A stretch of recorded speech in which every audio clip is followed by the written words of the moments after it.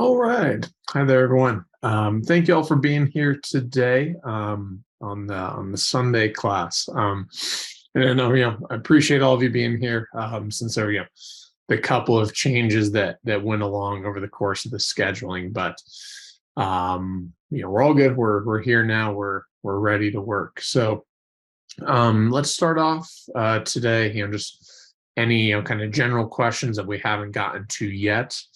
We'll take like 10 minutes or so to address those. After that, we're going to finish the article that we started last time on Friday. We'll work through the questions together. After that, we'll be doing a similar nonfiction passage, but giving some timing exercise to allow everyone to kind of work through things on their own and just kind of see where they're at with the material itself. Then we'll be following up with a little bit of a focus on the historical one. Even though it's 90% the same, we'll kind of talk about those things that are different and how to strategize best for everything accordingly.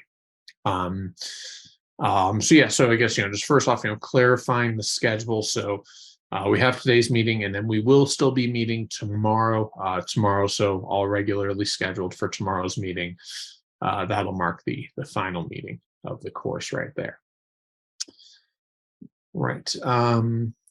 Anything else as we get started with things? Yeah. So and that's a great question. So with the test itself, the test day usually is a lot of times where then kind of the nerves come into play, right? Nerves aren't necessarily a bad thing.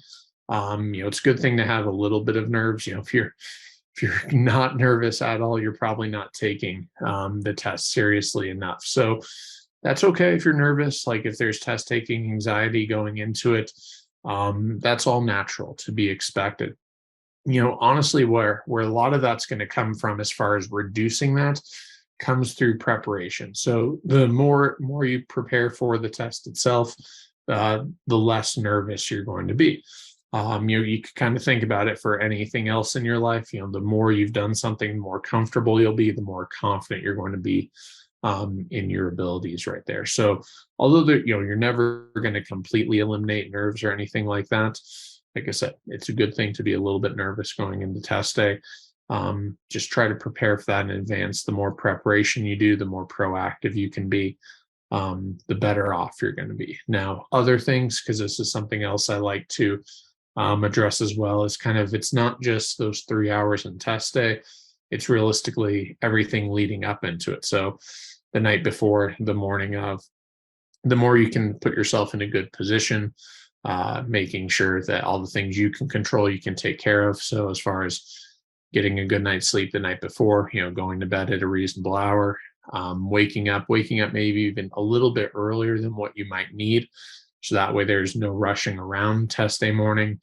You get to the test center, you have plenty of time, so you're relaxed on that front.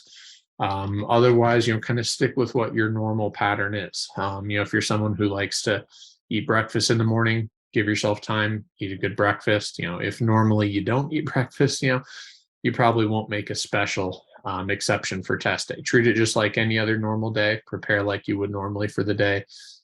Sticking to that routine, the more things you can have go normally for you, generally, the better off you're going to be on test day. So then some of these we've addressed in each of the previous classes. So just kind of expanding on that as far as how the test is going to be. So it's, with that being said, even with all the preparation in the world, right, it's still never going to be considered easy. Even the people that are getting 1600s, they're working hard to get that 1600. Even if they put the preparation in, they still may not get 1600 every single time they take it. So it's never going to be easy. It's never going to be a walk in the park, but the more we have it in a controlled setting where we feel like we're in control of the test and in control of our environment, the better off we're going to be. Intentionally they make it difficult, and our job as a test taker is to put ourselves in as good a position to ease that difficulty as much as we can. Right. Let's see, looking through those. We addressed everything there. And yeah, so then in those questions, well, I kind of addressed them previously. Perfectly fine to take it more than once. It is expected you're going to improve each time you take it. Not necessarily the case, right? There are times where you actually may regress a little bit, especially if you prepared very well your first time out. That's okay, but just the goal is that you keep getting better each and every day, even in your own practice. If you take practice tests, which I strongly encourage, you may see a little bit of fluctuation. Sometimes you go to a little bit down, sometimes you go back up, but as long as you're steadily increasing, that's what we want to see. Um, and then, yeah, and then as far as like the digital test, just kind of a short detail of that. There are some digital offerings where you're taking the same exact test, but on a computer that are being offered throughout the country. As far as going fully digital, there's soft launch for that, estimated spring 2023, but that's still not a guarantee as of yet. All right, so yeah, so don't see anything else. Let's go ahead and get into things. If you have any things I haven't addressed, go ahead, save those then until the end for us. What we're going to get into, though, is the same article we were taking a look at last time. So last time we went through with the first nonfiction article. And the big thing that we were looking at with this article was having the ability to read it like we would an outline for an essay. Now, that may not be the technique that works best for you, but we do have that as an option for us to allow us to work efficiently. Like I said, sometimes people prefer the full read, and that's what works best for them. Other times people prefer to look more at this outline style of reading. Other times people prefer to just go straight to the questions. They all have their pros and cons. And many times just kind of working through it on your own is the best way to figure out what's going to work best for you accordingly. Also, just kind of as a note, if you would like to just utilize your own version instead of the version I'm sharing, that's perfectly fine. I know for the reading section especially, many times people prefer to be looking on with their own version. So I'll go ahead and put that link in the chat, same link that we had last time. And when we get going in a little bit later on, we'll all want to use that link when I give some time to work through a full passage at once, like a kind of a big quiz, if we will. So last time we talked about how we were dealing with the process of gift giving. There were pros and cons to it. And one of the big cons that they were exploring was the idea of overspending. And they conclude that overspending stemmed from the giver and receiver not being on the same page. Also mentioned last time that we did have a graph provided to us. Didn't really investigate it in the moment. We were going to save that till the questions dealing with the graph got brought up. But for now, we'll treat this very much like how we did the very first article, just working through things a question at a time, working through how we would get the answers, just like how we have those practice problems for English and math. So for question 11, we start off. The author most likely used the examples in lines 1 through 9 of the passage to highlight the blank. So with that in mind, we may have just read it. This was the introduction. So if you're even going with a skim technique, you probably still read a little bit more of the introduction. So it may be fresh in your mind. If you hadn't read it or you didn't really conceptualize too much of the intro, no worries. They're telling you where to look. So we're going to explore that. Even if you read it, you may want to just quickly reread it to really know what it's about right here, focusing on just this one piece. It says, every day, millions of shoppers hit the stores in full force, both online and on foot, searching frantically for the perfect gift. Last year, Americans spent over $30 billion at retail stores in the month of December alone. Aside from purchasing holiday gifts, most people regularly buy presents for other occasions throughout the year, including weddings, birthdays, anniversaries, graduations, and baby showers. So there is one best answer right here, and we'll work on finding that. But we'll also talk about how some of the others may be partially there, but what just the shortcoming of it is as well. Because that is, a strategy for us on all sections, but especially reading. Sometimes it's about picking the best answer. Sometimes it's about eliminating the answers that aren't going to be as successful. So we work through these. We start off with the first one, the regularity with which people shop for gifts. This one seems to be pretty good right here as our first choice. They even mention that word specifically. Most people regularly buy presents for other occasions throughout the year. So regularly buying presents. We do have some lining up with it. There's also no obvious flaw on it either. So far, that would be a pretty good one. Like we mentioned on the first article, you still want to look through everything to be sure about things. The next one, B, recent increase in the amount of money spent on gifts. So they do definitely mention the money that was spent. That talks about the $30 billion at retail stores in the month of December alone. However, they don't say that that was necessarily a recent increase. They may have also spent 30 billion 2 years ago. So just those little words like that can throw things off.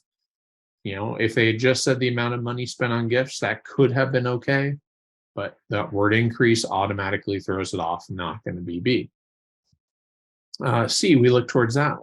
Anxiety gift shopping causes for consumers.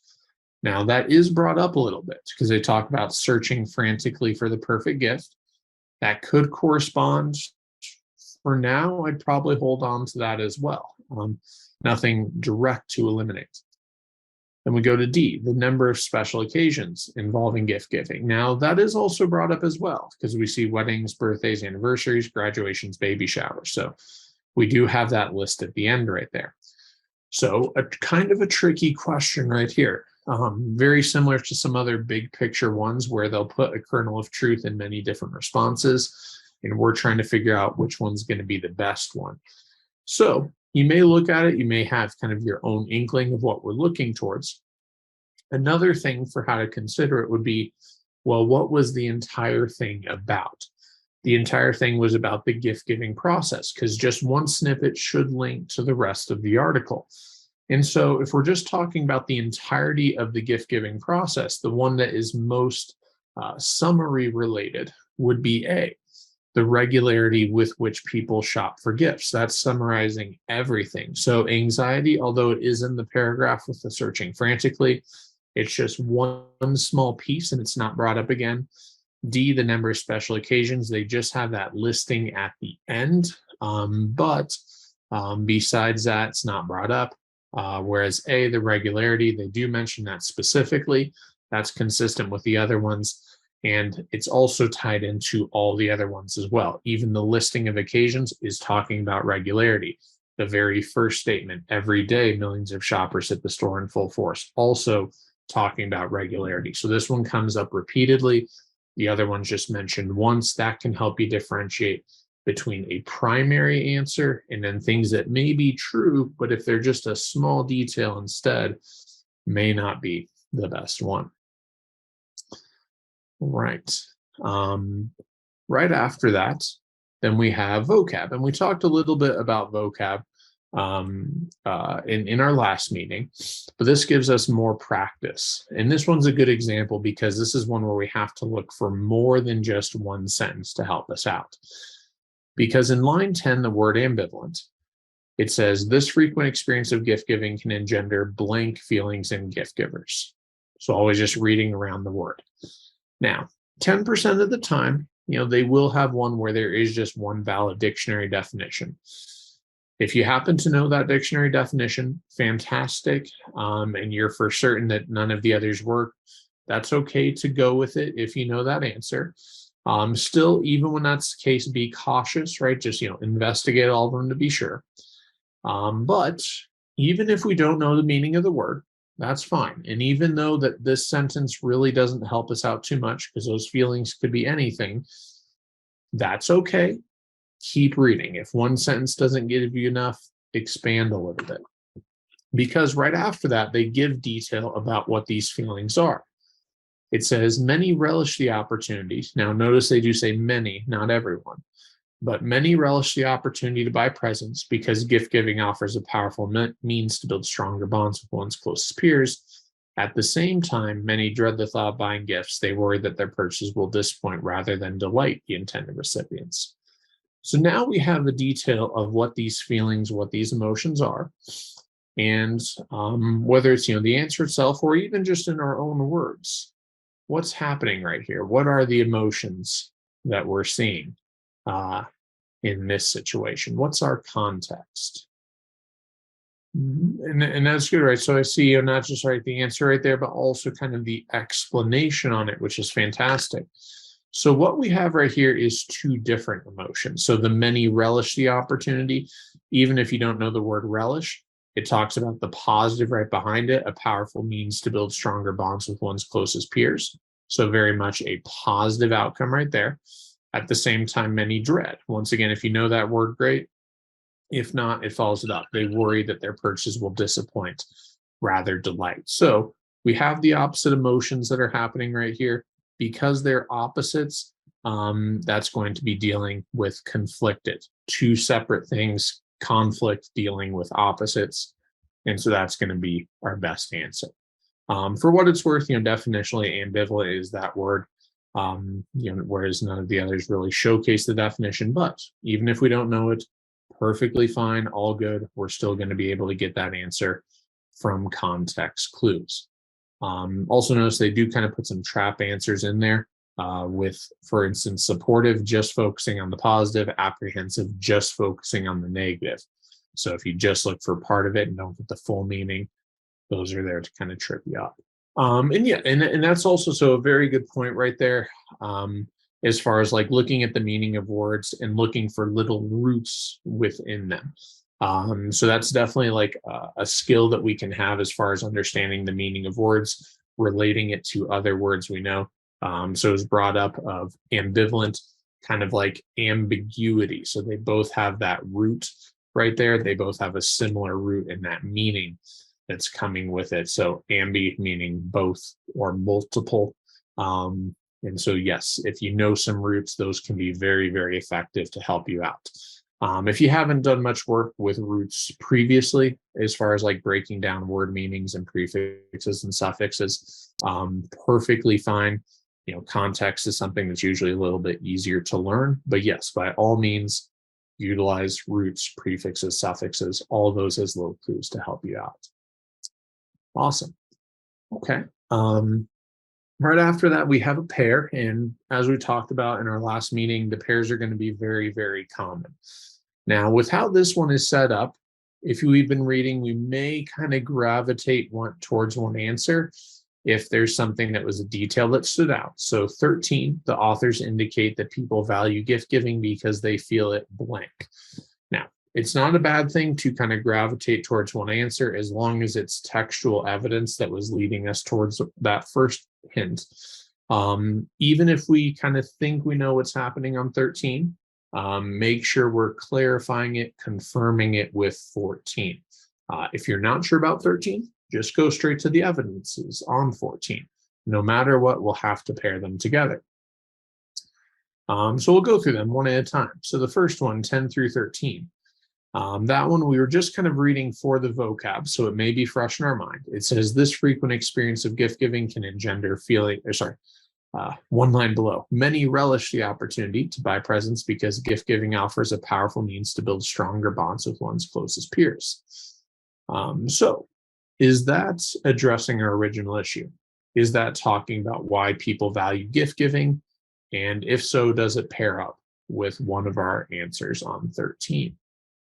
Yes, right, with D. Now, so this one, fairly obvious pairing right here. This is one where depending on your confidence level and the amount of time you have, you may decide to cut a corner. And because this is so strongly correlating with each other, serve to strengthen a relationship, offers a powerful means to build stronger bonds with one's closest peers.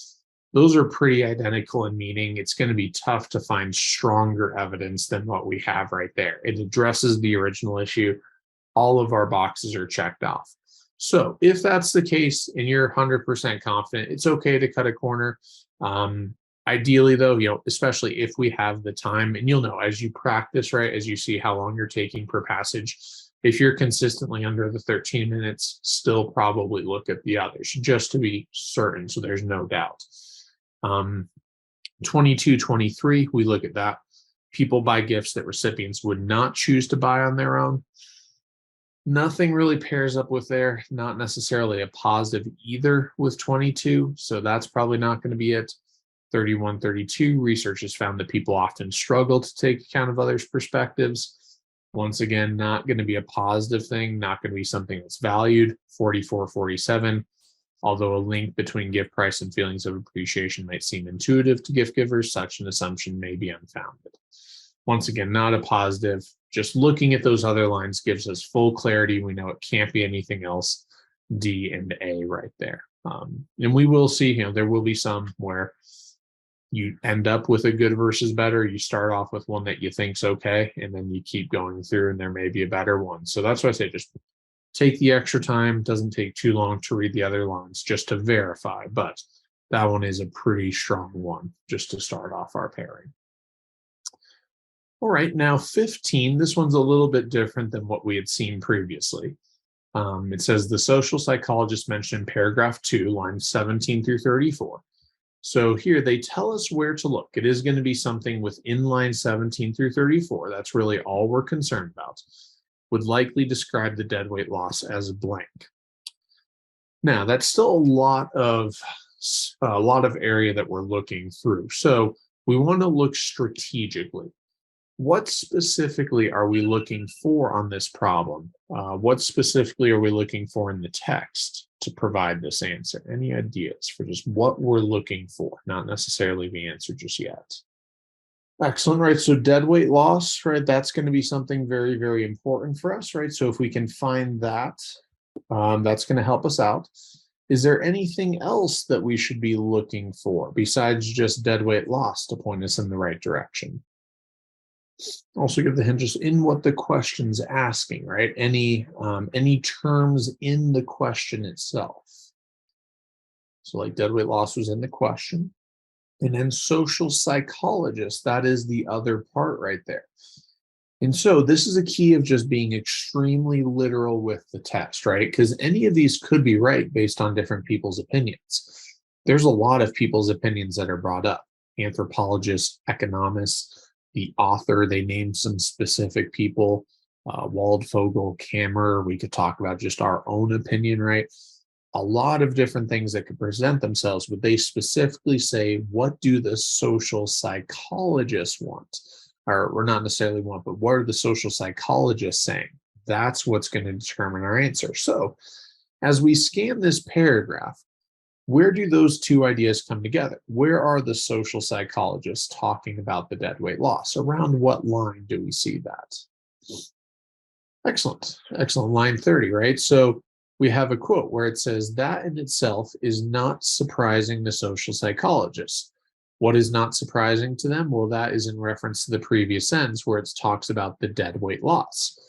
So, because the dead weight loss is in and of itself not surprising to social psychologists, that is our direct evidence. Even though this isn't a pair, we're still trying to prove our answer from the text. So now we go through our choices, which option means the same thing as not surprising.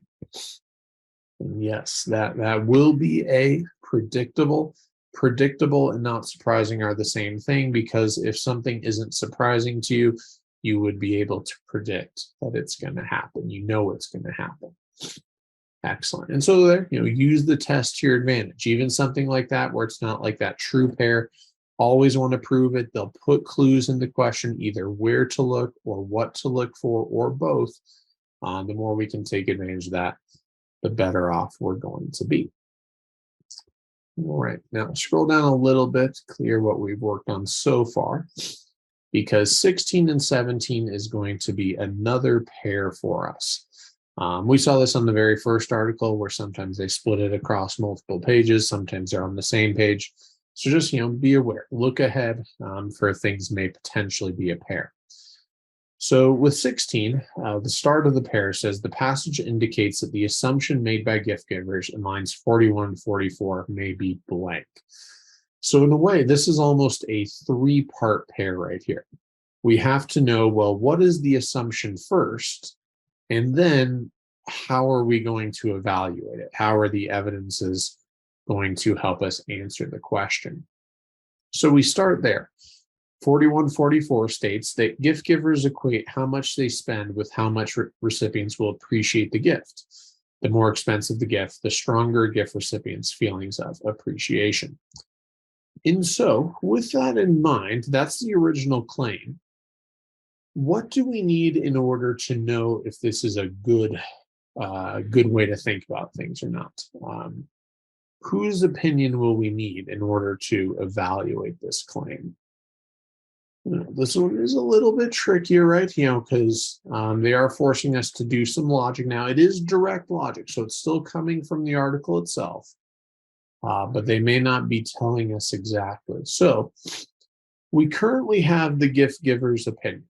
So, for instance, if we stick with the gift giver's opinion, and even just think about this yourself, right?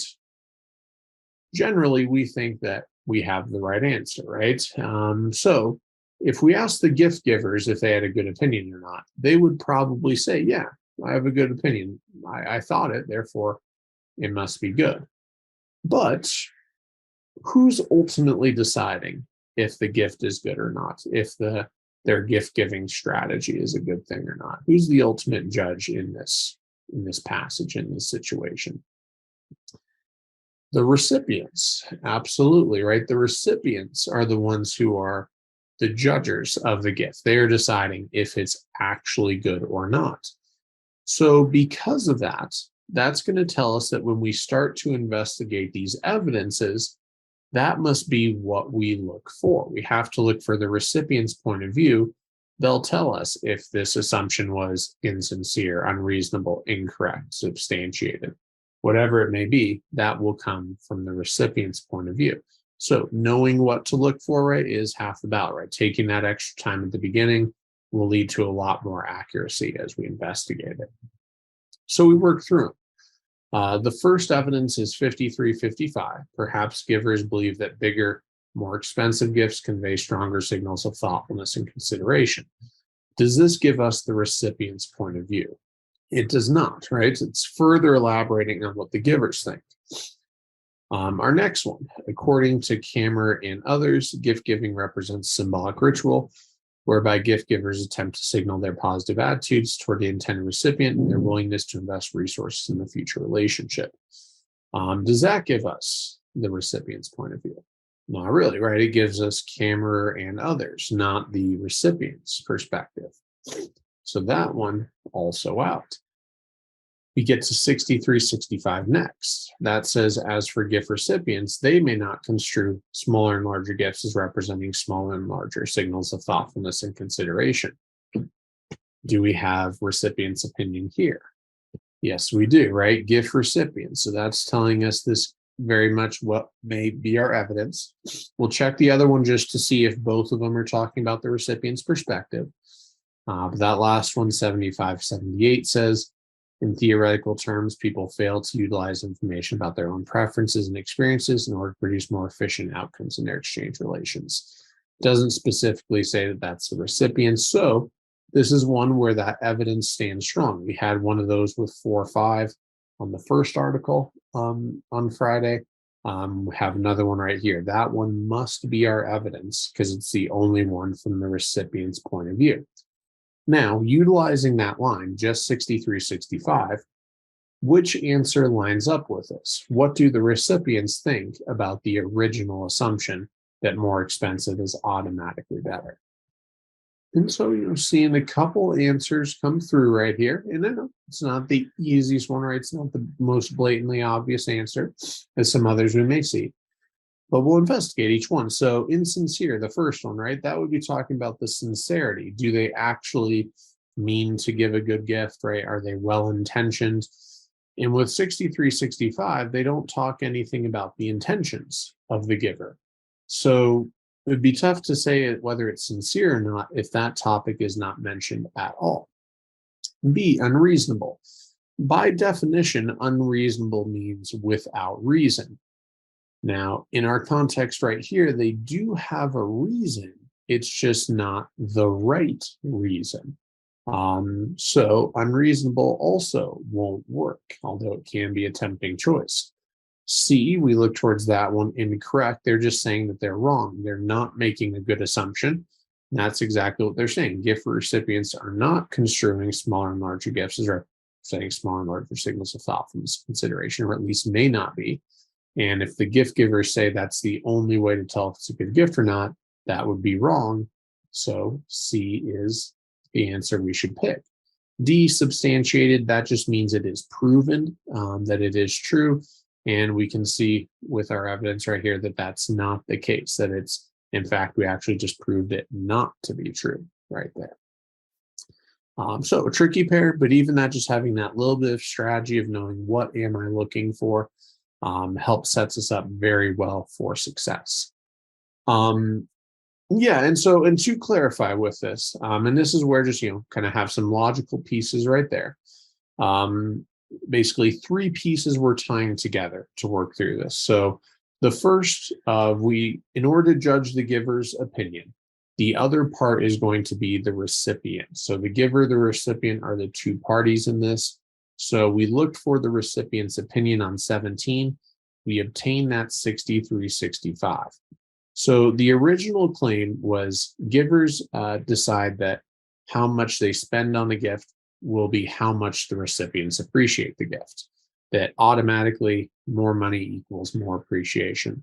6365 says the recipients do not think that way. They may not construe smaller and larger gifts as representing smaller and larger signals of thoughtfulness and consideration. Because that's the exact opposite, givers say more money automatically equals more appreciation. Recipient says that's not necessarily the case. We put that together, and therefore the original claim is incorrect because the recipients don't see it the same way. So that's just kind of our full logic. It is tougher because we are tying all those pieces together, wrapping it all together to get our answer. Right. Then we'll have a couple more, 18, 19, that are going to be just like what we've seen in the past. Then right after that, we're going to have some new ones because they are going to be involving the graph. So a slightly different form of reading, but still reading nonetheless. So we go to 18 next. So continuing with the vocab side, it says, as used in line 54, so telling us where to look as they always will for vocab, convey most nearly means. So our sentence is, perhaps givers believe that bigger gifts blank stronger signals of thoughtfulness and consideration. What's our context here? What's going to be the best answer in this case? Excellent. So seeing a lot of right answers come through, this one may have been a little bit more straightforward than some of the others, but communicate's going to be the best one. I would even say that communicate may not even be the best word that exists. I might say that if I was writing it, I might say perhaps givers believe that bigger gifts show stronger signals of thoughtfulness and consideration. But what is that showing doing? It's just communicating what they think anyway. So that matches up perfectly with our context. Next up is 19. This one may be a little bit harder, but it's still just dealing with the text itself. So the authors refer to work by Kammerer and others, line 56, in order to blank. Now, if you read it previously, because this was one of our choices on 17, you may be fairly familiar with it. Probably doesn't hurt to just quickly reread it to reacquaint yourself. So this one said, according to Kammerer and others, gift giving represents symbolic ritual, whereby gift givers attempt to signal their positive attitudes toward the intended recipient and their willingness to invest resources in a future relationship. We do have a couple similar answers right here. There are three that are very, very similar, and they may be tough to choose between, but what are our ideas right here on 19?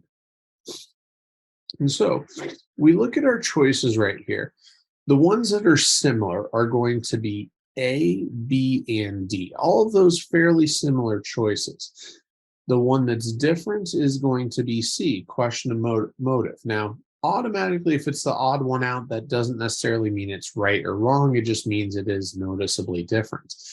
So we might investigate that one first, though. If it does stand out, investigate something. So with C, question of motivation, question of motive. They're basically saying, well, someone's acting like they have good intentions, but they actually have bad, or at least they're challenging what their intentions are going to be. Not necessarily the case right here. They're just saying, what are they trying to attempt? They're not saying there's any bad motivation behind it. So that one doesn't necessarily work for us, which leaves us with the three similar choices. Because if you're explaining something, arguing for something, or concluding something, those are all very, very similar. Not different enough where you could just choose your answer based on the final word. But if we look at the first part, so if it's just offer something, introduce something, or actually in the last one, it's the final word, to conclude something, that's the big difference because offer can be anything. Introduce must be the first, conclude that must be the final part of the logic. So might focus on introduce and conclude. Introduce won't work because that one has already been brought up. For instance, on line 17, the anthropologist described gift giving as a positive social process. So it's not the first time this has been brought up, therefore, it can't be an introduction. For the conclusion, we're not yet at the conclusion. Now, if the conclusion was talking about the same thing, could be relevant for us, but as we go on ahead, the conclusion, the final paragraph, was about being unable to account for the other party's perspective. And then they explored that idea about why they're not on the same page. Since this is not focusing on that same idea, we are not supporting a conclusion. And so therefore, A, just generally offering an explanation will be the best one. They are explaining the behavior as best they can. Therefore, that becomes the right answer accordingly. But definitely a tricky one. Those are very, very similar choices. And so we just have to be picky. What are those subtle differences and determine if they are the appropriate verbiage or not, even though they are very, very similar. Now, going back to a question. So this is a good question for 16, 17, those ones did happen to both be C. That was purely coincidence. You will have some pairs where it's the same letter choice on both. Many other times you will have pairs that are not the same letter. So for instance, 13 was D, 14 was A. So coincidentally, can it happen? Is it always going to be that way or never going to be that way? No, they're purely independent. Each of them have a quarter chance of being correct for each letter. So we're being kind of averaging that out technically. It would be a 1 out of 16. So every 16 pairs you would expect to share that same letter. But like I said, that's or actually, yeah, that would be the probability. But so don't worry about that. Stuff like that happen. Weird patterns will happen as you go through it. Don't be consumed by anything or let it affect your answers.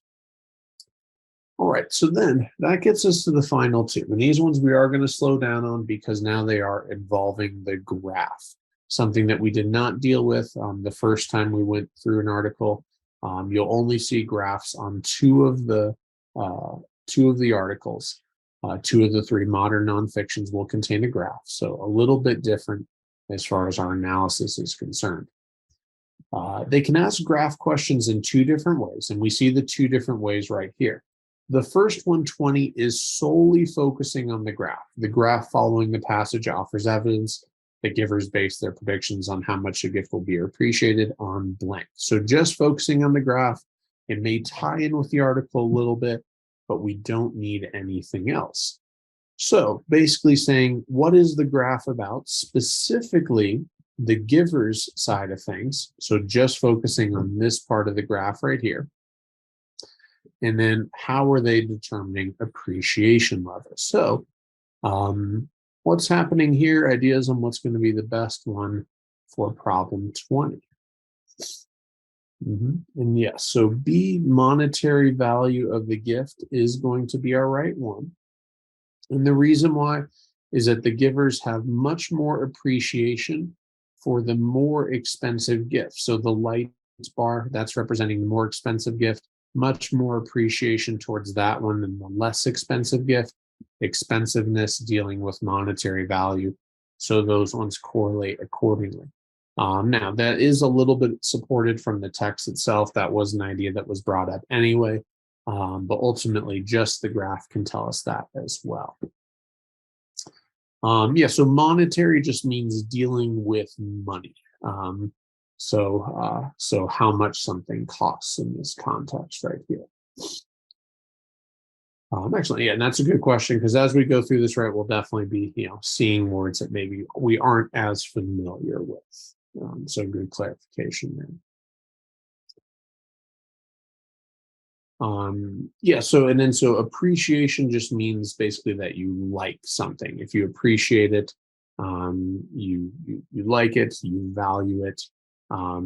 So in this context, did you like the gift or not? All right. Now, 21, a little bit different right here, because with 21, it's not just about the graph. Oh yeah, okay, so that one actually. So yeah, good clarification right there. So for the first part of that, so not appreciation, but mean appreciation. So this one is actually a good tie back to our math because you may remember from the early classes with Hassif, mean is actually a mathematical term, mean standing for the average of something. So they are taking one of our stats terms from math, putting it in on the reading. So this is basically the average of appreciation. If they interviewed people, how did you rate this gift on 1 to 10 or whatever their rating was, they averaged out all those scores. Yeah, so that is a good circle around back to some of our math topics as well. Right. Yeah, now for 20, so 20 was just the graph, right? Just solely focusing on that. We didn't need anything else. 21 is going to be a little bit different though, because we talked about the graph on 20. We know this is measuring just the givers appreciate the gift based on the price of it. Recipients, it's a toss up as far as more expensive, less expensive. And so with 21, it's not just the graph we're looking at. The author would likely attribute the differences in giver and recipient mean appreciation as represented in the graph to blank, but the implication is the author. What does the author think? So that's telling us that we actually have to go back to the text. They will have this come up for us where not only are we looking at the graph, we're also looking at the text and tying them both together. And so what that means is just like with our normal questions, our answer must come from the article itself. And so as we're looking at our choices on 21, which one of those did the author state? What's going to be our best one right here?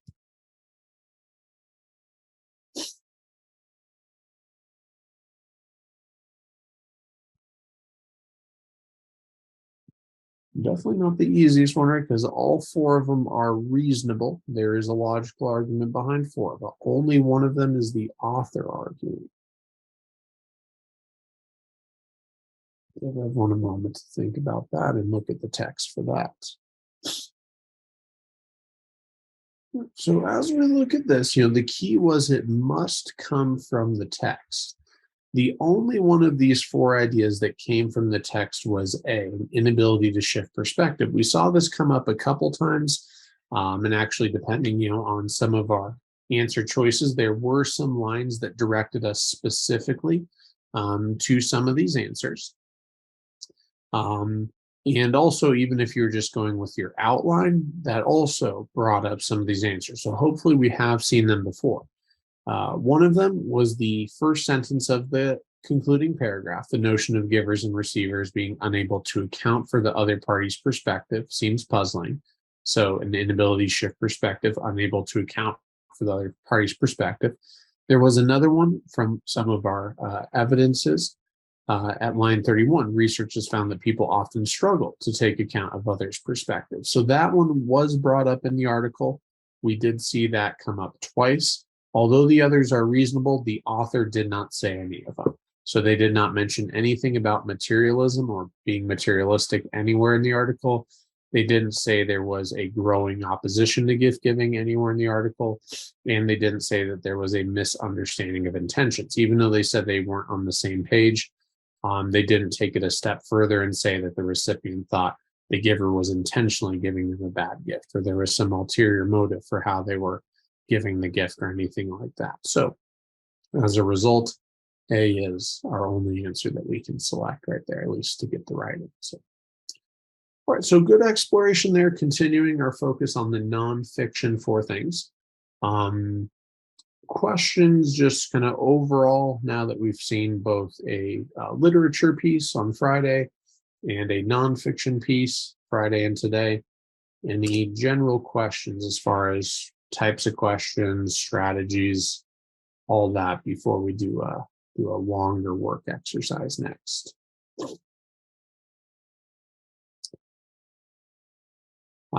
Yeah, so just kind of so rough schedule of what we're doing with things. So we are about to do a full passage where I'll let all of you kind of work through. We'll put it on a timer, and work through things right there. After that, we'll talk a little bit about the other passages we'll see. On Monday's class, it's going to be a little bit of everything. So Monday will kind of be a full accumulation of everything, while having us do some reading practice, some writing, some math, just kind of tie everything together in that final meeting tomorrow.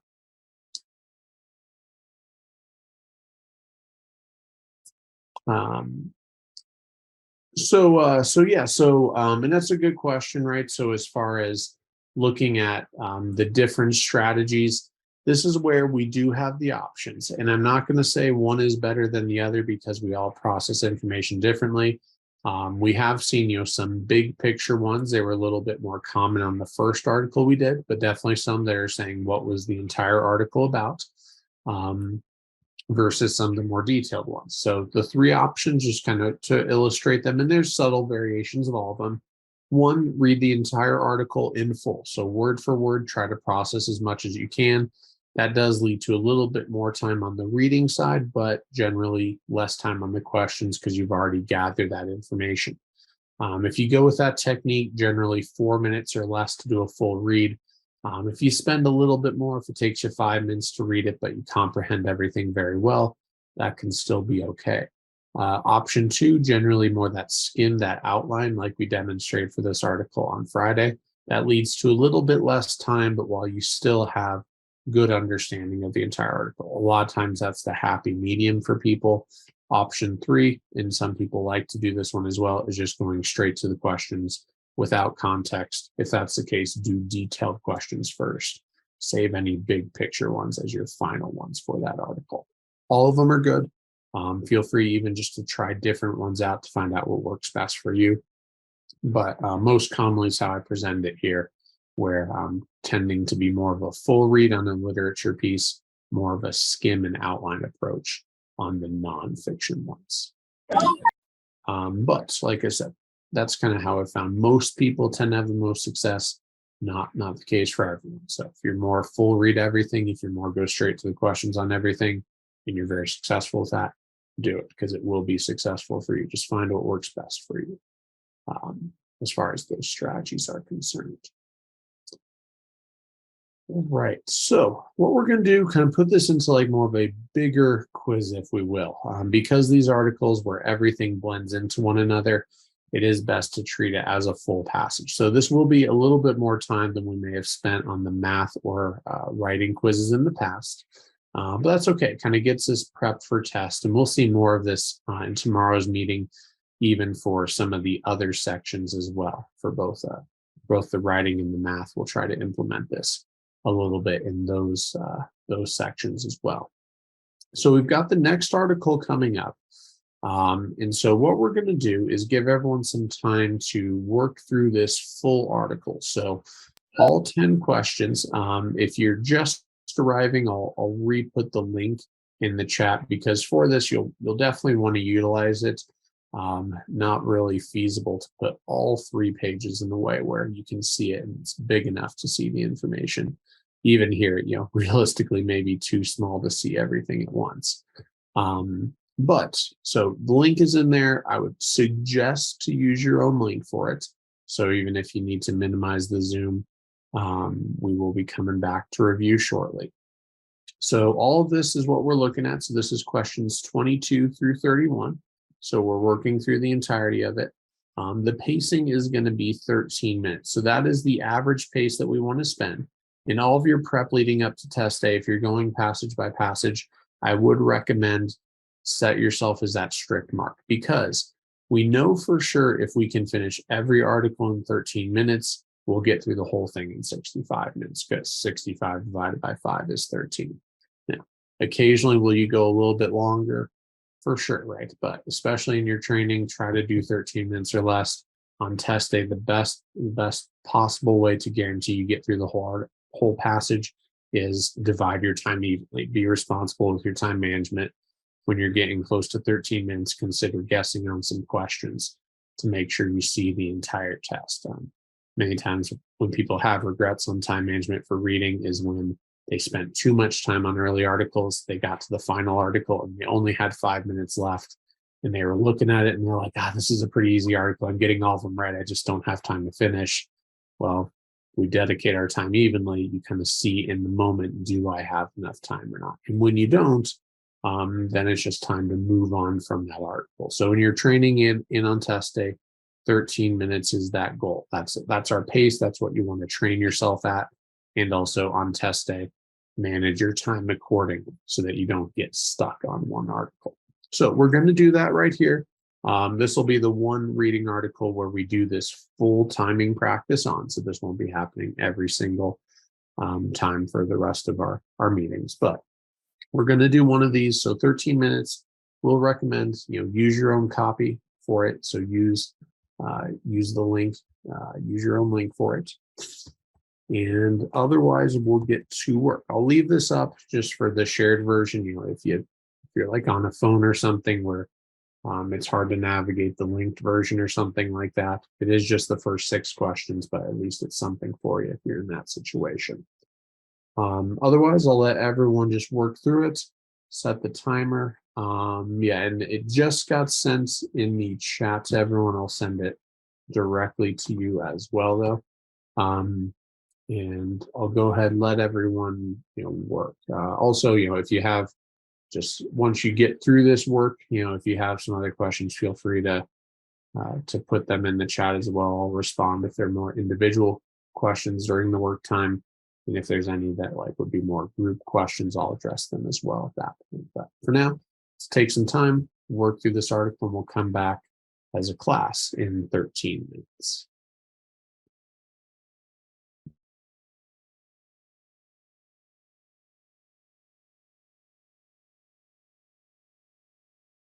All right, so that's about 13 minutes right there. So we'll go ahead and start working through our review at this time now.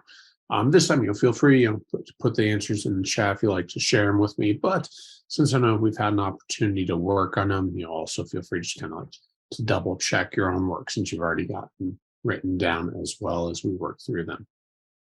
So like I said, either way works. Not as concerned about putting them in here just since we had that full time to work through them. So as we get started though, so question 22. So this is still just a vocab question, a little bit of a twist on it. We have the word backbone in lines 3 and 39. So 2 sentences. The first one, the molecule is a very long chain, the blank of which consists of a regular alternation of sugar and phosphate groups. 39, the phosphate sugar blank of our model is completely regular, but any sequence of the pairs of bases can fit into the structure.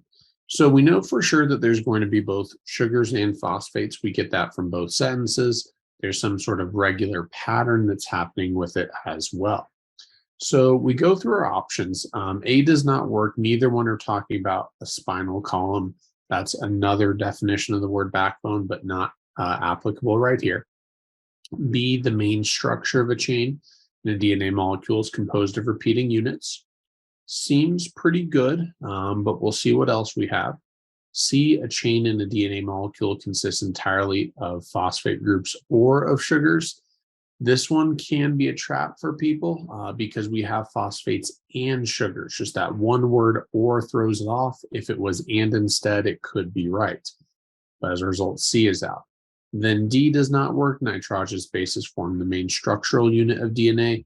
In line 5, it says to each sugar is attached a nitrogenous base. So they are the attachment, not the main structural unit. So that confirms that B is going to be our best answer right there.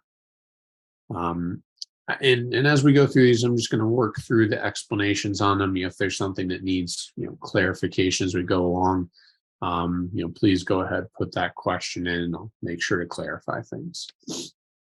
The next one, 23, A student claims that nitrogen bases pair randomly with one another. So that's the original claim.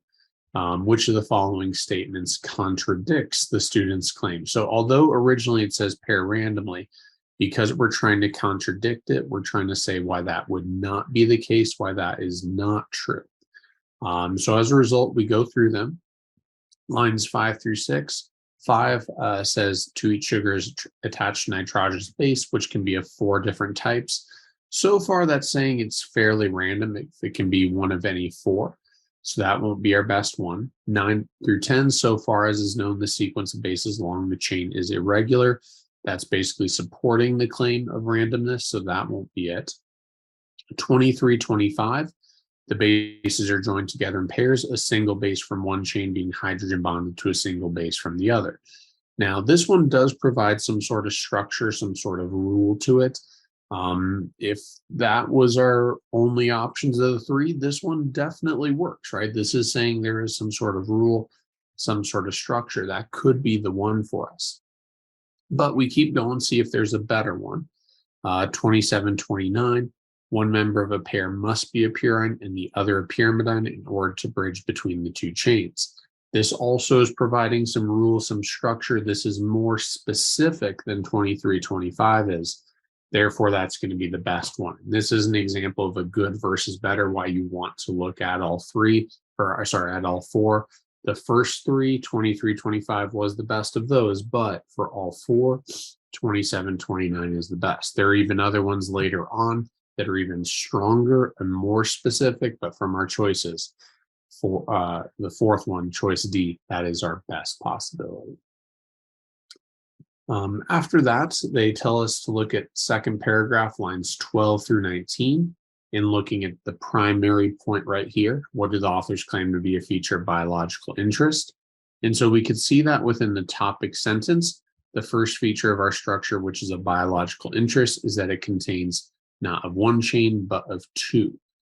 So they're right in the topic sentence, we get the primary claim, as is commonly the case with these modern style nonfiction textbook style of writings.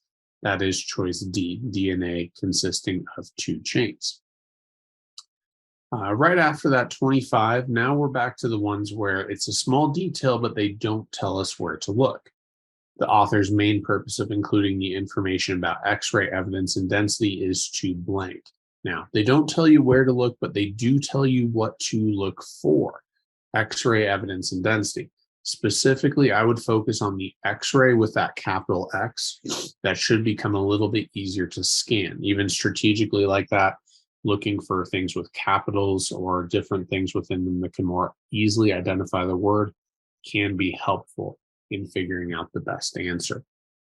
So as you scan through the article, where that's going to come up is line 18. However, the density taken with the X-ray evidence suggests very strongly that there are 2. That's referencing back to the paragraph we were in on the previous question, talking about the 2 chains. So therefore, our answer will be C, provide support for the author's claim about the number of chains in a DNA molecule. Following that 26, we get back to them telling us where to look. The majority of questions, they will tell us where to look. And that one is lines 29, 34. If a pair consists of 2 purines, for example, there would not be room for it, implies that a pair blank. And then we do have some choices accordingly. There may even be a couple ones that are logical. So just from that quote, if there's not room for something, we might be able to logically conclude that it's too big if there's not room for something. So then it would be larger than something else. We kind of see that with both A and B. Just from a logical statement, both make sense. But this is where going back into the text can help us out. What was the comparison being made? In this paragraph, the comparison was between purines and pyrimidines. They didn't talk about sugars and phosphates at all within our paragraph here, within the specific context. As a result, B is going to be the best comparison. Based on the passage, if there's not room for 2 purines, it implies that purines would be larger than a pair consisting of a purine and a pyrimidine, if that's the necessary pairing. So compare, contrast, comparing it to what was the context of that paragraph. Even on this one, where it kind of creates a logical idea, go back to the text to confirm things. Then after that, we've got 27. This one is kind of another vocab-ish one, a slightly different way to analyze things, but still vocab. So they're looking at 3 words together. They're all within a couple sentences right here, and we're building together to see, well, what is the overall conclusion from them? What can we conclude about these 2 sentences? Still looking at vocab and context, determining meaning. So we have those 2 sentences. If the actual order of the bases on one of the pairs were given, one could write down the exact order of the bases on the other one because of the specific parent. Thus, one chain is, as it were, the complement of the other, and is this feature which suggests how the DNA molecule might duplicate itself. So still looking for context, vocab and context, all those context clues. And so specifically at the end, how it might duplicate itself, that's going to pair up with one of our choices. Emphasize how one chain of DNA may serve as a template to be copied during DNA replication. So replication, duplication, those 2 are going to be the same thing for us right there. And it lines up. This was the meaning, the context of those sentences right there. Right now, before we go to the graph questions on the next page, and they will tie back into the article, these are probably a little bit more challenging graph questions than like what we had on 20, more like 21. Any concerns about these first 6 before we go ahead with those? Yeah, so just going back to 22, so I'll basically kind of focus on why our answer is correct on this one.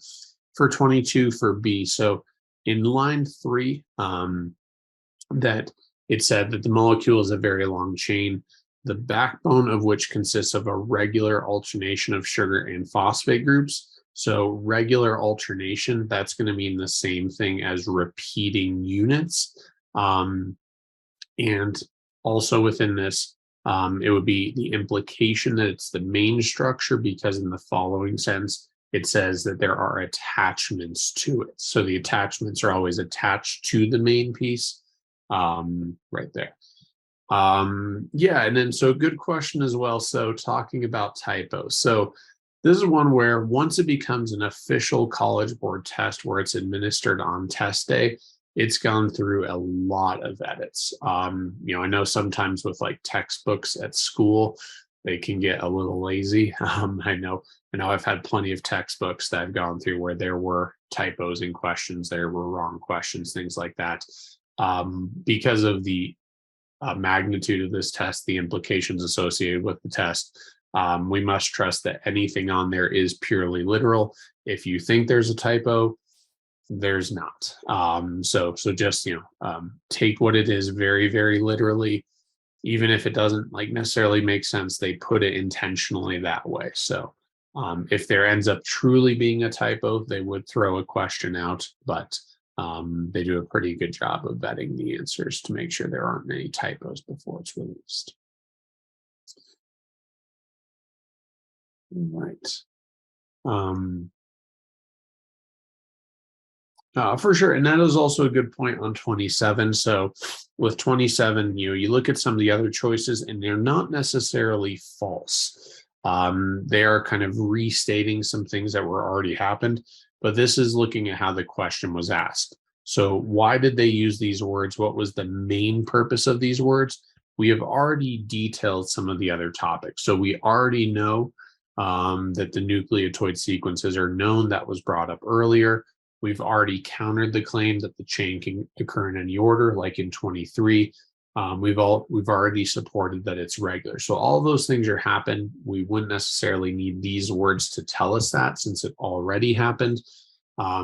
Whereas D, that is something unique. So that is a good clarification, looking at primary purpose, something that's only in this versus not in other parts. That can be another good clue to tell the difference between things. To restate 26 as well. So in 26, we have the quote, and I'll expand the quote because it makes more sense, including the previous line. So starting at 27, the full quote, one member of a pair must be a purine and the other a pyrimidine in order to bridge between the two chains. If a pair consists of two purines, for example, there would not be room for it. So we're comparing, contrasting purine versus pyrimidine. They're saying two purines will not fit, but one purine and one pyrimidine will. So that's why that correlates with B. If the thing that doesn't fit won't work, that would imply that it's larger, because if there's not room for something, that means it's too big, versus the thing that does work, one purine, one pyrimidine. So that's why B is going to be the best one right there. They tell you to look at line 29 through 30. It's okay to expand it a little bit to clarify things for yourself. Right. So yeah, so good clarifications there. We'll go ahead to the next page, get into the ones that detail the graph a little bit. Now, all of these are tricky because it's not just the graph. We do have to correspond it with the text, even when they don't explicitly tell us. So 28, we start with that. Based on the table and passage, which choice gives the correct percentage of purines in yeast DNA? Well, why this is tricky is that if we look at our table, there's nothing specifically talking about purines. They give us adenine, guanine, cytosine, thymine, but they don't say that any of those are a purine. However, if we go back into the text, we can obtain this knowledge, because if you went through the article originally, you would see that there is a bunch of definitions in the intro. Don't necessarily have to have them memorized. It's just helpful to know where they are if you need them. One of those was the definition of purines and pyrimidines. So two of the possible bases, adenine and guanine, are purines. Now we can translate that on 28 to say what is the correct percentage of adenines and guanine in yeast DNA. And we can see that's going to be 31.3 and 18.7, choice C right there. But we do have to tie it together with the article. On an island, we may not get that answer. After that, 29, another one, the implication is to look back. So do the data in the table support the author's proposed pairing of bases in DNA? So the implication there, we need to find the author's proposed pairing of bases. This is another one where if you kind of mapped it out, whether with a full read or a skim, you may have identified the paragraph already that was talking about the proposed bases. That was going to be our fourth overall paragraph, line 31. We believe that bases will be present almost entirely in their most probable forms. If it's true, the conditions for forming hydrogen bonds are more restrictive, and the only pairs of bases possible are adenine with thymine and guanine with cytosine. So that is what we're trying to compare it with accordingly. Now, as we go through our table, we'll see, does that correspond with each other? As a whole, the adenine and thymine columns do correspond with each other. Those are the closest elements for each organism. Guanine and cytosine also are the closest elements of each organism. They may not be identical in each, but they are similar. And when we're looking at how they phrase the answers, they are getting into that idea. They're closest in percentage. They don't make the claim of identicalness. And so putting that all together, our best choice is going to be A, yes, because for each organism, the percentage of adenine is closest to percentage of thymine, not identical, but closest. And the percentage of guanine is closest to percentage of cytosine. So our graph numbers line up. Same thing as what the author said in the article. Now, the second part of that, problem 30, you could treat this as a pair. You're kind of looking at it that way anyway. I would kind of treat it more as its own individual one, just because it doesn't come with the same phrasing as our paired questions do. Additionally, 29 is looking for an overall conclusion. 30 is more one specific detail.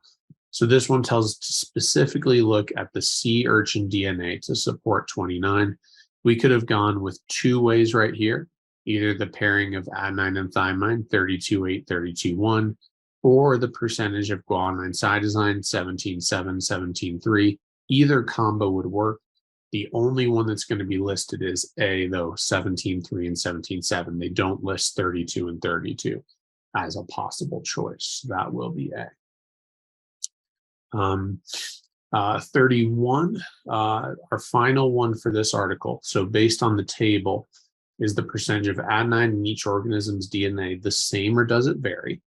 And in part 2 of that, in which statement made by the authors is most consistent with that data?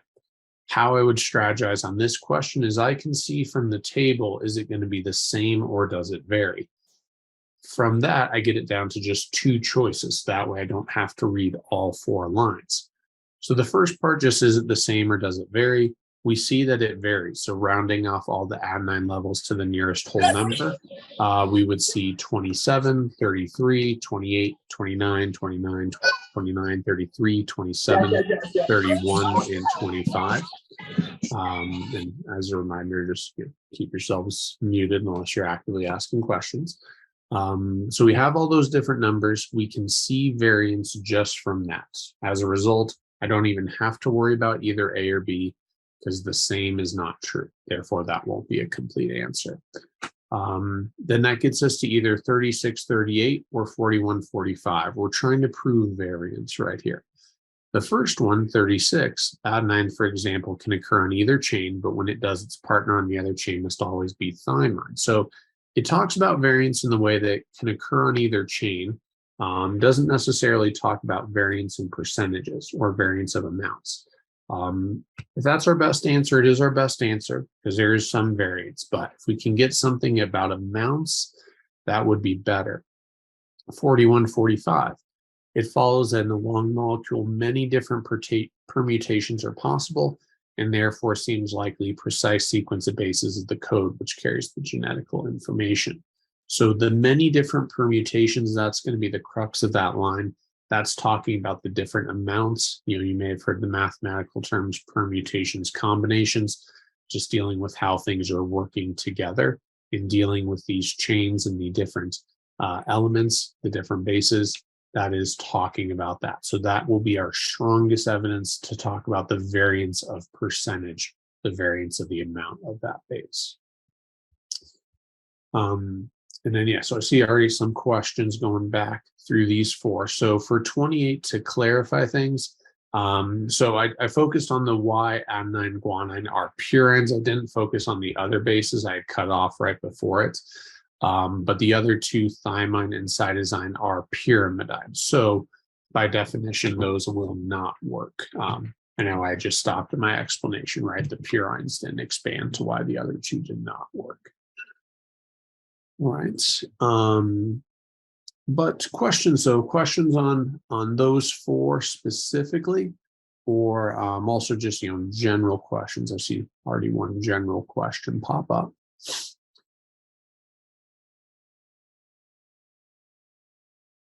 Yeah, so, and like I said, these are all with reading. Reading is the most personal, where the specific strategies will vary just because we all process information differently and we may have been taught different ways that we're more comfortable with. But yes, as a whole, generally reading more on stories and then skimming more on nonfiction as a general rule of thumb tends to be better.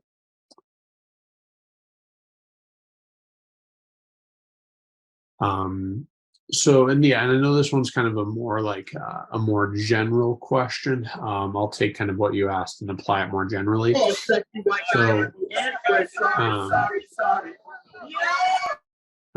So when we're looking at our score and our performance, generally it's best to like wait to apply our scores over an entire test, just because there's going to be some variance, right? Some passages you'll do better than the others. But then once you get through a full test, the best thing to do is on the College Board website, they offer the scoring guides. They offer the answer keys to all of these. Along with the answer key, they'll also give a table that allows you to convert your score into a section score out of 400 for reading, writing, or a section score of 800 for the math. And so in there, you'll be able to see, well, what was my score on this test, and therefore be able to predict it out for test day accordingly. And so with that, then that will allow you to kind of play with all the numbers of if I average 1 miss per passage or 2 miss per passage of what I'll generally expect my scores to be right there. So that's the best way to kind of see where you're at with the material. If you're taking the full length test, don't just grade them, but also go through the correspondence table to see how that score would convert. Yes, at the very top end, there is going to be a little bit of wiggle room. The only way to guarantee a 1600 is to get perfect, but because each test is scored a little bit differently, curved a little bit differently, it is possible to miss one or even two and get perfect score. And so, yeah, and for this, I know we had mentioned this, but I'll go ahead. So this link that we provided is coming from the overall College Board homepage with all their tests. If you take the same tests on Khan, they do all the work for you. And so I'll give that link to everyone. And this is just the homepage for everything. So this is all of their practice tests that they have active on their website. They have their answer keys. They have their conversion tables. They even have some explanations. And this is all free. This is all from the College Board. So it is a really, really good resource if you take that link and fully explore it. You can also just Google College Board SAT practice tests, and the first link will get you there as well. Yeah, and I know this one's probably more of like a more general question, not specifically reading, but while we're on the topic, it's worthwhile to mention. So yes, every test will be curved, which means they're just accommodating for the difficulty of the exam. Since every exam is a unique test, it's never the same test from offering to offering. Some may be a little bit easier, a little bit harder. So if it's a quote unquote harder test, you're able to miss a little bit more to get the same score. If it's quote unquote easier test, in that case, you can't miss as many to get the same score. Yes, and so beyond that, so it's a good question, and now we're kind of getting more into the general big picture ones. That's okay. We may kind of just address a lot of these right now, and then just take our final time for getting back to the reading. So yeah, if you have general questions, since we're kind of into it, we may take like 5-10 minutes right now to address them. If you have gone through all of these tests, so like all of the 8, or once you go through all of the 8, there definitely are other practice tests that you can utilize. There are publications like Princeton Review, Barron's, to name a couple, that are going to be making their own exams. Also, if you do some Googling, there are some other tests that have been official tests that have been released online. There's some copyright issues with those, so I'm not going to give you the link or anything, but they exist. So if you want to Google some official tests beyond these 8, there are some old release tests via the question and answer service. Good clarification as well for the test. So every question is weighted equally, and that's the same for all sections: reading, writing, math. Each one of the questions within that section of the test are weighted exactly the same. So for reading, all 52 are exactly the same. Writing, all 44 exactly the same. All 58 for the math, always exactly the same. Right. Let's see, going through the other ones, because I know some of these are very, very similar questions, making sure I got to all of them. I'll just send you that one since it's just for you. Yeah, and that's another good question. So there is no guessing penalty. So overall test day strategy, you do want to make sure you bubble in everything as you go along. So it is better to guess. You have a 1 in 4 opportunity of being right every time you guess than to leave something blank. No guessing penalty. There's no negative points. A wrong answer and an unanswered question count exactly the same. So that's definitely a good thing to clarify for test day. Right. Yeah, and curve is for everything. So everything within the series, every SAT that's administered, PSAT, all of that gets their own unique curves. Yeah, because I know it's been a while since those were talked about. Haas brought them up in the very, very first meeting, but we haven't talked about those in a while.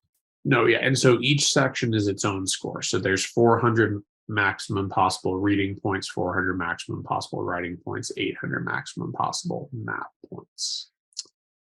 Good. So yeah, good question right there. So exactly how it's administered right here, how it's A, B, C, D for each and every question. That is what you will see on test day.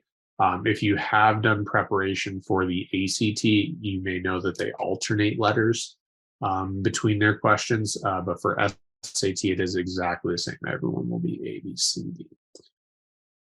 Right, and then I think, yeah, address the other ones. So let's we'll go ahead and continue with so one other thing I want to cover with reading today, and then we'll do a little bit of everything tomorrow. So we worked through this article, and this one was, very science-based, very graph heavy. This is about as like kind of heavy as they'll get from a science and graph kind of side. But for our next article, what we'll see, and I'll actually go ahead and switch the viewing on this, just so it's the one page, since we're just going to be working through more the article itself and the questions we won't necessarily be focusing on in our time right now. We will get to them, but just not in our time right now. So we'll just switch it to just the article itself to dig in on things. So this one is the next article in the test, and this one is the historical one. So in terms of big picture, nothing's changing as you go into this article. We're still going to have the same types of questions. So looking at big picture summary, looking at vocab and context, looking at the evidence-based details. All of that's going to be consistent for us. The only thing that we're going to be really changing is that this is going to be guaranteed to be an argumentative piece. So historical always is going to mean argumentative. So what does that mean to be argumentative? It means they're going to be presenting an opinion on an issue. And so as a result, that's going to become our top priority, is identify what is the topic of the article. And then from that topic, what is going to be the opinion that they are presenting? Now, just like we've done in the other articles, it helps to start at the beginning and just kind of get a little bit of a clue of what's to be upcoming. I know we kind of skipped over that with the last one, but it told us right from the beginning in the title, this one will be about DNA. And sure enough, that last article was about DNA. Now, this one, we get a little bit of a clue, not much, but there is a little bit provided at the beginning. This passage is adapted from Virginia Woolf, Three Guineas, 1938. So 1938, that's an indication this may be an older article. It doesn't have to be historical, even if it's 19-something. 1953 was the DNA copyright date. As you got the description, you saw it wasn't the historical argumentative one. But what follows will give us a clue that this is the historical argumentative one, because it says here, Woolf considers the situation of women in English society. This indicating that it is describing what is happening in her society, and also by considering the situation implies that a position on that situation will be provided. So this is giving us a great clue. This is going to be the historical one. And so as a result, those are our top two priorities. So as you go through this article, and this is where, depending on your strategy, right? If you decide, I don't want to read it, I want to go to the questions first, well, you'll save the big picture for last, right? And you'll kind of accumulate general knowledge as you go through it. If you decide to read it, then you have your options. You can either go with the full read on things, or what you can do is still work through it in a skim manner. One thing we notice with historical ones is as a whole, they do tend to be longer, wordier, a little bit more dense. And so because of that, you really want to focus more on one idea per paragraph. Don't get consumed by all the details on the wording. As you check in with that, every time you see a paragraph, make sure you identify what was the primary idea so that you still get focused on the main parts. Don't get consumed by small things. The one other note for this article specifically, and not every historical one is like that, this is just specific for how this one was written, is that they have kind of one mega paragraph for the second one. And instead, basically, the ellipses markers are serving as paragraph markers. So these can be points where you can look at them and say, okay, this is kind of a paragraph marker. I can reflect on what the last paragraph was about, or kind of look, if you're jumping around looking for topic sentences, kind of start after each one of these um, uh, ellipses marks to kind of indicate a paragraph for you as well. So feel free, try out, some different techniques right here. Even if you want to try out the more like going straight to the questions, you can do that as well. Utilize the link, look at the questions on the next page if you'd like, to help you determine what this is going to be about. So number one goal, or I should say number two primary goals, so 1 and 2, 1A and 1B, that we're going to ask ourselves is going to be, 1, what is the topic? So we want to clearly identify that. We know it's the situation of women in English society, but more specifically, what is their situation? Identify that. So what is the topic? And secondly, what is the opinion? So if we can get both of those things, what is the topic? What is the opinion? We will have our big picture. So, and that's what we'll start our overview with, is just what is the topic? What is the opinion? So let's take some time to read this. Let's go about 4 minutes or so to read through this article, and then we'll come back, work through the details, make sure we're on the same page, figure out how to have pulled that information. We'll give everyone some time just to read right here, roughly 4 minutes, and then we'll come back. All right, so about 4 minutes right there. And like I said, and I understand, many times these tend to be the harder articles for people, just simply because of the way they're written, right? People talked a little bit differently 100 years ago than they do today. Our goal is just cut through that, identify those two primary things, right? Defining what is the topic, the situation, and then secondly, what is their opinion? If we can accurately and clearly define that, the extra wording, right, the strangeness of how they word things, that can kind of get left aside.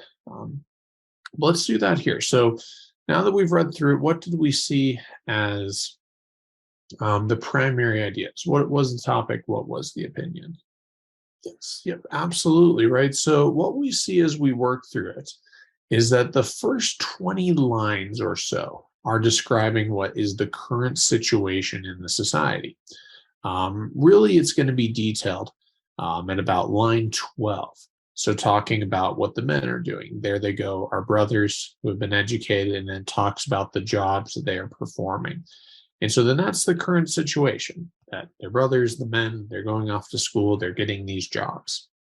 And that's implying that there's going to be a good level of inequality if women are not getting those same opportunities. But then basically, once we hit line 19, that is the transition point for the rest of the article. But now, this is no longer a site, merely a photograph or a fresco. For their trapezing along at the tail of the procession, we go ourselves. So the procession was talking about going to school, getting those jobs. So now, if we, talking about the women, since we have our female author, Virginia Woolf, the women are getting those opportunities, and then talks further about what they can do. We too can leave the house, can mount those steps, pass in and out those doors, make money, and administer justice. We who now agitate these humble pens may in another century or two speak from a pulpit. So talking about what can they do, right? Talking about it doesn't need to be an equal, pushing for societal change right here. Continuing further along, further getting into just that push for societal change. And then as we get to the second page or second column right here, it gets into some questions, right? We're here on the bridge to ask ourselves certain questions. They are very important questions, very little time, and gets into basically what is the plan? So what is the plan to promote that change? So there is change happening. And then what is the plan? And trying to formulate a plan as they work through it. The author doesn't necessarily say, this is the plan, follow me, I have it all figured out. But instead, here's a situation, there's inequality. It doesn't need to be that way. It shouldn't be that way. How are we going to make that change a reality? And that's our progression within this article right here. As long as we identify those things, the bulk of it, kind of the strangeness of how they write it, because it is, very flowery, very dense with the language, can be tough to get through, but get to the primary claim. Once you have that figured out, everything else is going to work exactly the same. If you read through it, if you take that 4 minutes and you're still completely lost, you have no idea, at that point, it's just time to move on ahead, manage your time, get to the questions, get to the detailed ones first, and then they may give you greater clarity as you work through it. Because that is a common mistake if you're stuck on an article, to just kind of keep reading it over and over and over. Sometimes that works, but usually it leads to just reading out of time and negatively affecting, the rest of your performance. So good summary of what we had in the article right there. Definitely a different one that we saw compared to the other ones that we've worked through. So plan. So going ahead to Monday's class. So what we're going to do first thing Monday is basically continue through the rest of this article. So we've now seen it, and we're going to get straight into the questions, just as far as like working through them, explaining kind of like how we did the first article today. And then tomorrow, going to be one more reading thing. We'll look at the comparative one. For the most part, it's going to be exactly the same as what we've seen.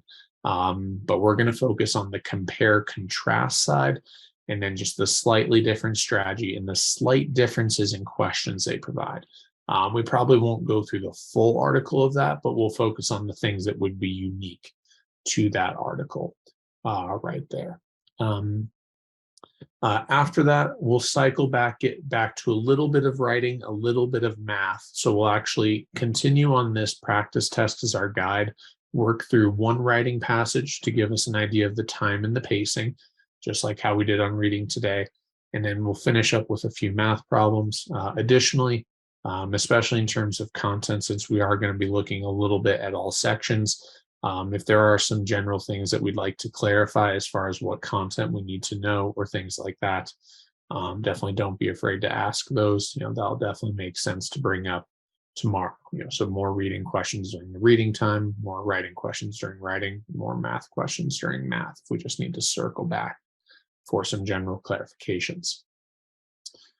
And we'll get to this. So we'll start off tomorrow's class with the 32 through 41. We'll review those tomorrow. So I'll prioritize the questions that I have not answered previously. If we still have time, and I may re-answer some questions, but I'll prioritize the ones that are new. Yes, so bring a clock with you on test day. So the rules for that is that you are allowed a timepiece, but it cannot be a smartwatch. So if you just have, an Apple Watch or something like that, you won't be allowed to bring that into the exam, because then that's going to be considered external technology. But just a basic wristwatch, a basic stopwatch, you are allowed to bring those in. I would highly recommend that you bring them in. If there is a clock in the classroom, it's not a requirement for there to be a clock in the classroom. The only requirement is for them to give you a 5-minute warning when you're close to finishing up time. Beyond that, if there's a clock in the room, great. If it's a really small clock in the corner, well, that's what it is, right? Sometimes some test centers are nice and give you a nice countdown clock that you can see, but that is not a requirement. It is up to you to manage your time. So definitely recommend, bringing just a basic wristwatch or basic stopwatch on test day. The only other thing with that is that it can't make any noise. So like you can't set like an alarm for it on yourself, but definitely have that in front of you. Make sure that you're managing your time, especially on reading and writing checkpoints. It's very, very beneficial to have your own timepiece and not risk it for just what the test environment's going to be in the room you're in. Great question there. And then like I said, if there aren't new ones, I'll address some of the repeat ones. So for the regular SAT is the same whenever you take it. So if you take the SAT, the actual SAT, whenever it is, 7th, 8th, 9th, 10th, 11th, 12th, it will be the exact same test no matter what. They do have variations of it. So there's a PSAT 8-9. That one is a different test that it tests more basic material. There's no Algebra 2 on it. The PSAT 10 and 11 have the same curriculum as SAT, but the test is slightly shorter. And when you take the PSAT in the 11th grade, you have eligibility for national merit. So that's the differences between those tests. But the SAT itself is identical no matter when you take it. Any other questions before we wrap things up today? All right. So yeah, let's go ahead and wrap things up at this point right there. Tomorrow, reading, writing, math, going to address all of them, going to get some good practice, answer our final questions for everything right there. But yeah, otherwise, we'll wrap things up. Yeah, I know I've answered this question before, but we have a minute to do so. As far as SAT versus ACT, colleges value them equally. The only one to know that you're better at than the other is to actually take both, even if it's just a practice test. Once you do decide which one to focus on, I do recommend focusing on one or the other and focusing on the one that you are naturally better at, because there's no right or wrong one to take as far as SAT versus ACT is concerned. All right. Yeah, let's go ahead and wrap things up right there. Have a great rest of your evening, everyone, and I'll see you all tomorrow, same time for our final class meeting.